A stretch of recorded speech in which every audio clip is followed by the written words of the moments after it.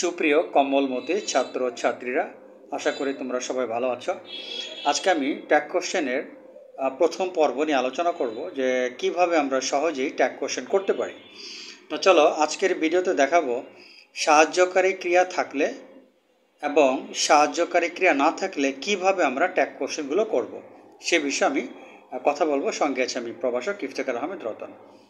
যেমন ধরো, আমরা জানি যে সাহায্যকারী ক্রিয়াগুলো কী কী: am, is, are, was, were, can, could, may, might, must, should, do not, does not, did not, এগুলোকে আমরা সাহায্যকারী ক্রিয়া বলে থাকি। এই ধরনের সাহায্যকারী ক্রিয়া থাকলে কিভাবে আমরা ট্যাগ কোশ্চেন করব, তো চলো সেটি আলোচনা করি। যেমন ধরো, হি ইজ এ টিচার, তাহলে এটা ট্যাগ কোশ্চেন কী হবে? Isn't he. তোমরা জানো যে হা বোধক বাক্য হলে ট্যাগ কোশ্চেন করার ক্ষেত্রে উত্তর হবে না বোধক। যেমন ধরো, you are a doctor, aren't you. তারপর ধরো, I do not like tea, এখানে ডু নটটা সাহায্যকারী ক্রিয়া, I do not like tea, তাহলে এটার উত্তর হবে do I. He does not like tea, এটার উত্তর হবে ডাজ হি। কারণ এটা নেগেটিভ আছে, এই জন্য অ্যান্সারটা হা বোধক হবে।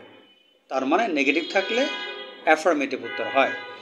তারপর ধরো, I did not go there, did I, নটটা আমরা দিব না, এখানে ডিড নট অক্সিলারি ভার্ব।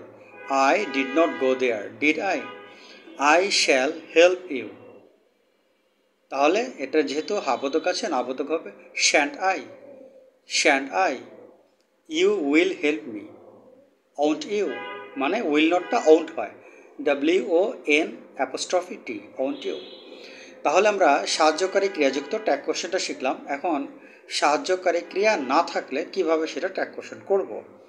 যেমন ধরো, আই লাইক টি, তোমরা জানো এই বাক্যটার মধ্যে সাহায্যকারী ক্রিয়া নেই, তাহলে অ্যান্সারটা কি হবে? ডোন্ট আই লাইক টি, এখানে সাহায্যকারী ক্রিয়া নেই, তাহলে উত্তর হবে don't I.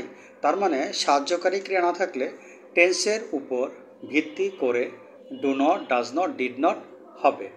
I like tea, যেহেতু এটা প্রেজেন্টে এই জন্য দিলাম ডোন্ট আই।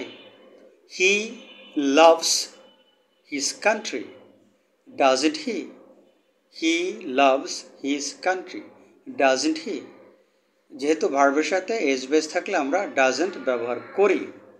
তারপর ধরো, মিলি গোজ দেয়ার, ডাজন্ট শি, যেহেতু গোজ ভার্বের সাথে এস বেস আছে।